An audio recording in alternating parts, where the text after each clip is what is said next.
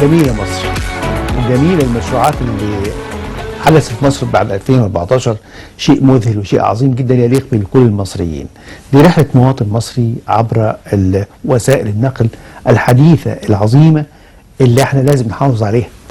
يعني هنشوف المونوريل مشروع عملاق، نشوف القطار الكهربائي LRT، هنشوف الاتوبيس الترددي على الدائري، هنشوف القطار السريع، هنشوف تطور كبير جدا في وسائل النقل سكة حديدية، القطارات وتنوع القطارات والفكر الجديد. كمان مترو الأنفاق حدث وحرج على المشروع العملاق العظيم اللي خدم مصر خدمة عظيمة جدا.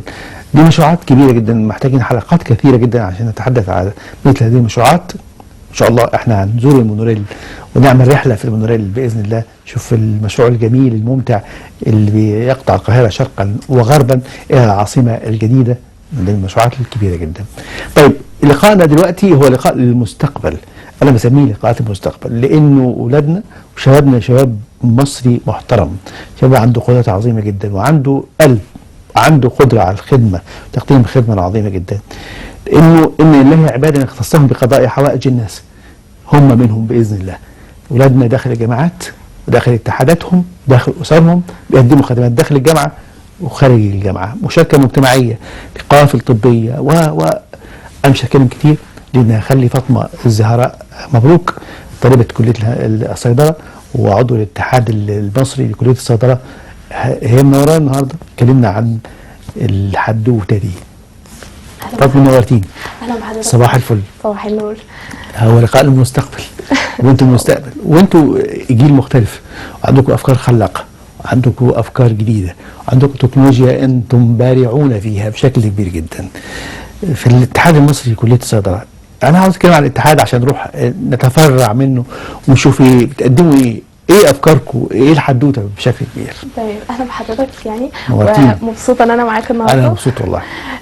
الاتحاد المصري لكليه الصيدله هو موجود على مستوى مصر، وطبعا هو كمان تحت رعايه اللي هو الاتحاد الدولي لكليه الصيدله. جميل. هو تطوعي، نشاط طلابي تطوعي، بيهدف ان احنا يعني ان في طالب صيدله وكمان نفيد المجتمع.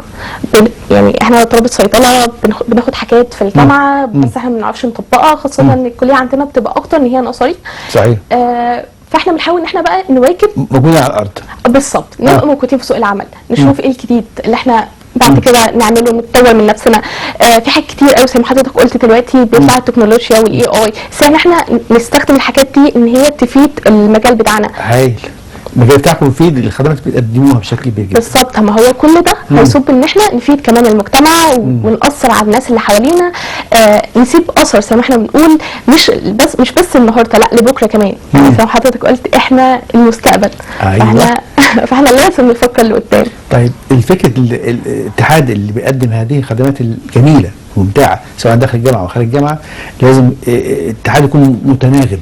يعني ايه يكون متناغم؟ يعني كل اعضائه على شاكلها واحده، على نفس الفكر، على نفس الاهداف، علشان ما يطلعش حد يعني يشذ عن القاعده. ده حقيقي.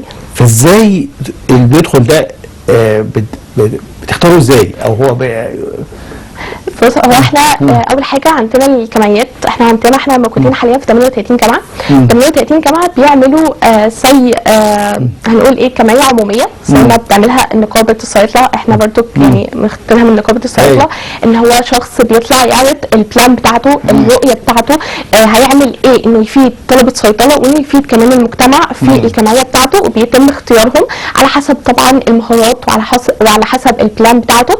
كمان بقى على مستوى مصر اللي هو الناس اللي ماسكه مصر ده اوريدي برضو يعني هنا بيتجمع 38 جامعه ويبداوا ان هم يختاروه يسالوه. لازم تبقى حاطط رؤيه تبقى ماشيه مثلا مع رؤيه مصر، وكمان مع الحاجات اللي احنا الاهداف اللي احنا ناسلين علشانها وموجودين علشانها، وهي ان احنا نخدم طالب صيدله وان احنا كمان نخدم المجتمع عن طريق بقى الايفنتات بتاعتنا. فكل واحد بيبقى شايف مثلا السنه دي غير السنه اللي قبلها غير السنه اللي جايه، ونحاول ان احنا نطور من نفسنا. فكل ده بيكون بيتم عن طريق الاختيار، مش اختيار بيكون عشوائي او كده، لا لا، بيكون اختيار على حسب دراسه. يعني الشخص عايز يمسك منصب، انت كده هتبقى مسؤول. هايل. ايوه. فلازم تكون شخصيتك، ولازم تكون رؤيتك، ولازم تكون الشغل بتاعك مهم ان هو لا، انت شخص مسؤول وهتعمل اثر. عندك القدره. بالظبط. طيب ده ياخدني انه الاتحادات دي داخل الجامعه او اسر الجامعه هي اسر نواه لقاده مستقبل، ناس تقود في المستقبل، سواء يقود في شركه، يقود في مصنع، يقود في اداره، يقود في منصب، هو نواه للقياده. ده حقيقي. كلام مظبوط؟ احنا عندنا مثلا في الاتحاد انت مش شخص بس ان انت مش بس بتكون ماسك منصب فانت بتمشي التيم، انت اصلا بتبقى لو انت ماسك منصب فانت تحتك على الاقل 50 شخص بتديرهم، بتعلمهم. وبتخليهم يشتغلوا، وبتخليهم هم كمان يتعلموا ويعلموا اللي حواليهم ويسيبوا الاثر. فده بيبقى مهم جدا ان انت بتنمي عندك حته الليدرشيب، ان انت ازاي ان انت تديرهم وازاي ان انت تعلمهم. في اخر السنه انت بتشوف اللي هو النتائج بتاعتك، بنيجي نحسبها نشوف هل انت فعلا عملت اللي انت قلته، هل فعلا سبت الاثر، فبيخلي الناس عندها مسؤوليه اكتر. احنا يمكن الجيل بتاعنا حته ان احنا نشيل مسؤوليه دي بتبقى حته مثلا مش صعبه، مش عارفين نمسكها فين. ايوه. بنبقى مستنيين ان احنا نخلص جامعه وبعد كده نروح نشتغل. بالظبط. لا نبدا فانا اخرج من الجامعه انا جاهز. بالظبط. انا جاهز لسوق المواجهه، فاقدر ان انا احقق نتائج اكتر واحسن في مصر مثلا، في دولتي، في المجتمع اللي حواليا بشكل اسرع. مش هستنى ان انا يبقى عندي يعني اكبر في السن ويكون خلاص ناس تانية طلعت في جيل جديد طلع في حاجات كتير تطورت وانا لسه بحاول ان انا اطور من نفسي او ان انا اتعلم مهارات عشان ابدا اسيب الاثر بتاعي. طيب فاطمه، ما بين النفسنه والتنافسيه جاب كبير. حقيقي. جاب كبير جدا. بس في المجتمعات اللي بالتعاون المتعاونه في نفوس بشريه حقيقي. مختلفه بشكل كبير جدا، مش كلهم ملائكه، وفي تنافس، في نفسنه. فازاي انتوا كشباب يعني في اتحاد بتقدموا خدمات وكل واحد فيكم عاوز يكون انا موجود دون منافسه مع خلق تنافس بين ازاي بتعملوها دي ولا ايه بالظبط؟ لحضرتك هو سؤال حلو قوي عشان معصب ان احنا يعني الجيل بقى ان هو في احنا كتير كتير قوي، فكل واحد حابب ان هو يتميز. اتميز وانا اكون موجود. ففي ناس قائد عنده سمات القياده. بالظبط. فاحنا التنافس مش شيء وحش طول ما هو هيخلينا كلنا نتقدم لقدام. احنا بنتنافس على الخير، فده بيخلينا نبقى متميزين كلنا بس كل حد في المجال بتاعه. طب احنا ازاي نبعد نفسنا؟ اول حاجه ان احنا بنمشي اصلا يعني عندنا حاجه شبه اللي هو ايه حاجات اخلاقيه. تمام. احنا لازم نمشي عليها. يعني مثلا احنا مثلا عندنا انه ما ينفعش ان احنا مثلا نتكلم على بعض، ما ينفعش ان احنا نشتم، ما ينفعش ان احنا ندخل في خناقه. عندك دايما احنا بنحافظ على التطابق الوظيفي. طب معلش اقول كلمه واسكت عشان دي مهمه جدا. هل تضعوا ميثاق؟ يعني الاتحاد ليه ميثاق؟ ليه ميثاق منه هذه القيم مهمه جدا. القيم الاخلاقيه ولا كده بالاحساس؟ لا، الميثاق الاخلاقي عندنا والقيم الاخلاقيه ده اهم حاجه عندنا. يعني انت ممكن حضرتك ممكن تكون يعني يكون شخص هو شغال وشغله عالي جدا ومتميز فعلا، بس هو مثلا في الاخلاقيه مش احسن حاجه. انا ممكن اجيب شخص هو اخلاقيا كويس لكن هو انا هعلمه فهيبقى كويس عشان هو عنده، لان من طول الاخلاق احنا هنفضل واقفين. الله عليك. انت عامل ايه؟ انا بضم صوتي، انا مبسوط جدا مواثيق الاخلاق موجوده داخل الاتحاد عشان تظبط بيئه العمل. بالظبط. خاصه احنا كلنا طلبه. بيئه العمل عشان ما حدش يتعدى. بالظبط. عشان لو هتعدى يبقى واضح. وده يبقى نسبه الانجاز فيها عظيمه جدا والنجاح ينسب للكل. اكيد ما ينفعش ان حد يجي حتى لو لو حد اشتغل حاجه احنا كده بنقدره لكن بينسب للتيم كله عشان احنا كلنا اشتغلنا. حتى لو انت مثلا شخص اشتغل بنسبه اكبر بس اكيد التيم اللي تحته كان ليه نسبه ليه الدعم، فكلنا بنشتغل مع بعض. ما ينفعش ايد واحده تسقف زي ما بنقول. طيب حلو. في ناس كانت موجوده في الاتحاد وخرجت كده وطلعت، هل وشباب كان عندهم القياده وعندهم الرؤيه واكيد معروفين في هذا الاتحاد بشكل كبير جدا، هل بيجي لكم الشباب دول تاني يرجعوا يتابعوا يشوفوا الاتحاد عمل ايه؟ اكيد. حصل فيه وانتوا ازاي بتاخدوا منهم القدوه؟ احنا عندنا اللي بيخلص السنه بتاعته بيتسمى الومينوس. تمام. هو اللي هو الخريج ده بيكون معانا طول ما هو يقدر. يعني في ناس معانا اصلا هي متجوزه ومخلفه وستيل بتيجي الايفنتات تتكلم مع الناس الجديده. في ناس بتبقى مثلا متخوفه اكتر من حته اللي هو انا في الدراسه وهدخل الاتحاد، بس ان انا هواكب ما بينهم، السن ان انا انظم وقتي، السن ان انا اكون متميز. فهم طبعا اتخرجوا واشتغلوا اذا كان في شركات، مستشفيات، سافروا بره مصر، عملوا حاجات كتيره قوي. فهنا بقى يبداوا ان هم يتكلموا معاهم، لان هم في يوم من الايام كانوا مكاننا او عندهم خبرات بالظبط، بتاخدوا من الخبرات بتاعتهم. ايوه طيب. ده حقيقي. اي شغل من غير خطه عمل يبقى مترهل، يعني ملوش شط، مترهل. ده حقيقي. هل عندكم انتوا في الاتحاد خطه عمل سنويه او نصف سنويه نشتغل عليها؟ احنا عندنا 1 2 3 4 هنشتغل على دي عشان نشوف احنا منجزاتنا ايه، انجزنا ايه في ال3 شهور الاولانيين او 6 شهور اللي جايين، السنه الاولانيه عملنا ايه، وهل بعد ما تعملوا دي الخطه دي بتراجعوها من اخر السنه احنا نجحنا في كذا، قصرنا في كذا، عندنا مشكله في كذا، وتراجعوا وهكذا. زي ما قلت لحضرتك، هو حاجه اساسيه ان احنا كلنا نشوف الشخص اللي عايز يمسك منصب هو ناسي اصلا بخطه عامله ازاي، ونشوف نتائجها في الاخر. احنا بنعرف احنا بنتقدم ولا بنتاخر او ايه المشكله عندنا عن طريق الخطه دي. بنيجي نشوف الاول في الاخر النتائج وصلنا لايه، ولا احنا فعلا حققناها وبنسبه قد ايه. مش شرط ان احنا نحققها بنسبه 100%، بس على الاقل نحققها بنسبه كبيره.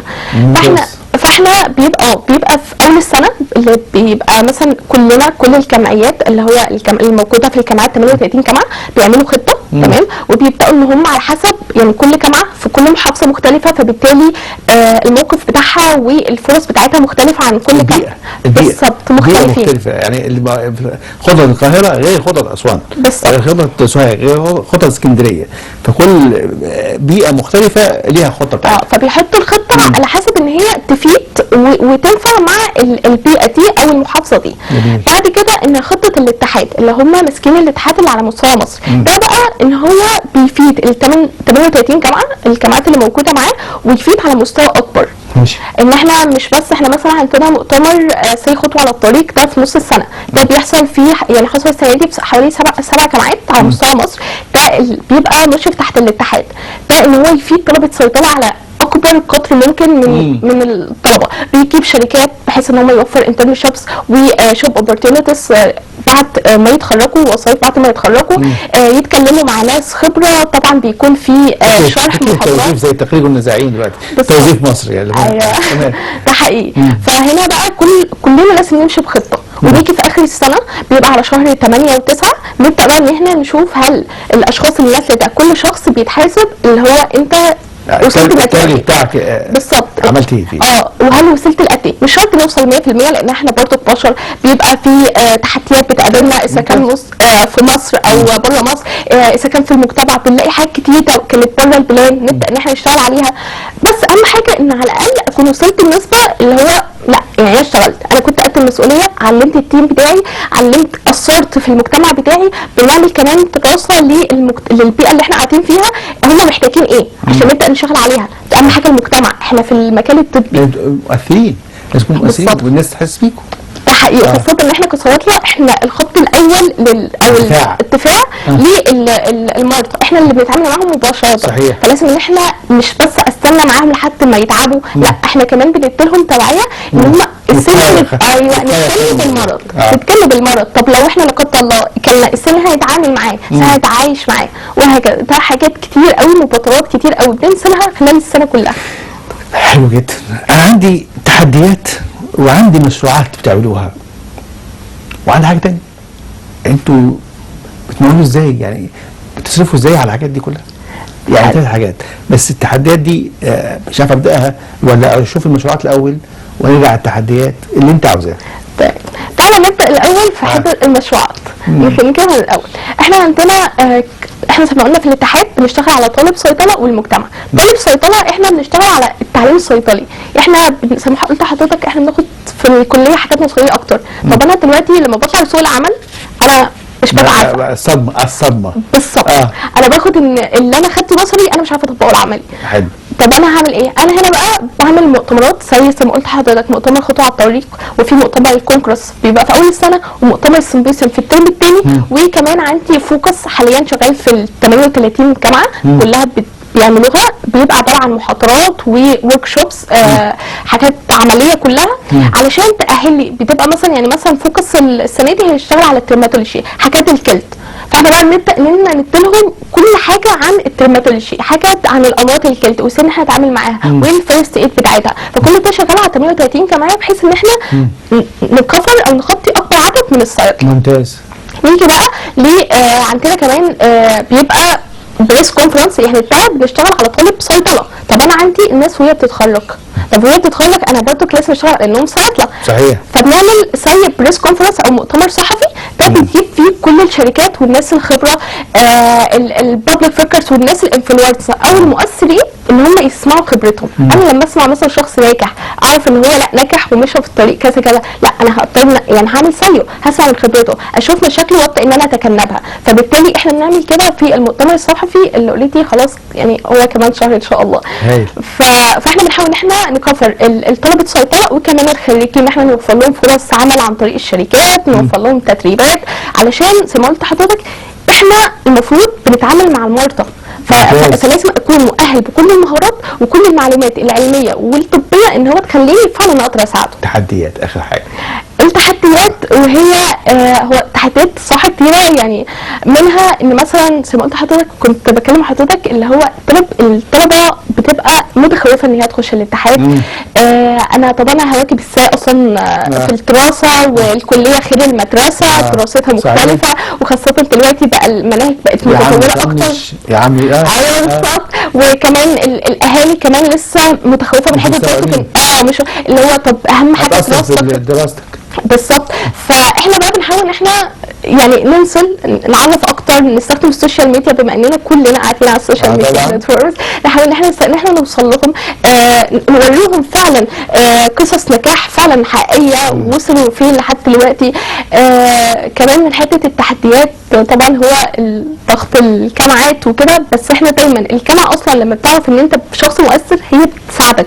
يعني من الحاجات اللي بيدعمونا جدا هي الجامعات والنقابات وكمان الشركات، دول الناس يعني انا سمعت كده حضرتك انت كنت بتسال كمان على حته يعني دعم. الفلوس الدعم والحاجات دي، احنا خير ربحيه، احنا ما ينفعش ناخد جنيه حرفيا بالظبط. احنا عايزين نعلم ونتعلم. طب احنا المؤتمرات بنعملها ازاي؟ الشركات بتيجي بقى تدعمنا والجامعات، الجامعه مثلا تقول لك لا تمام المؤتمر ده فعلا ليه هدف وكده، تعالى انا هوفر لك القاعه، هوفر لك مثلا الشركه انا اجيبها لك وهي تدي لك مثلا الحاجات اللي هي اللوجيستكس، ان انا مثلا اديك بانر واديك حاجات كلها بتدعم، اديك اوبورتيونيتي لانترنشيبس تدريبات وهكذا، ان هي تدعم طالب صيدله وتدعم المؤتمر كمان. فده كلها حاجات بتدعمك، فاحنا محتاجين ان احنا ناخد الخطوه. فاطمه الزهراء مبروك، طلبه كليه الصيدله وعضو الاتحاد المصري لطلبه الصيدله، نورتينا وسعدتيني. شكرا جزيلا لحضرتك على المعلومات الجميله جدا، استمتعت بالحوار معاك. والله انا اكتر، شكرا لحضرتك.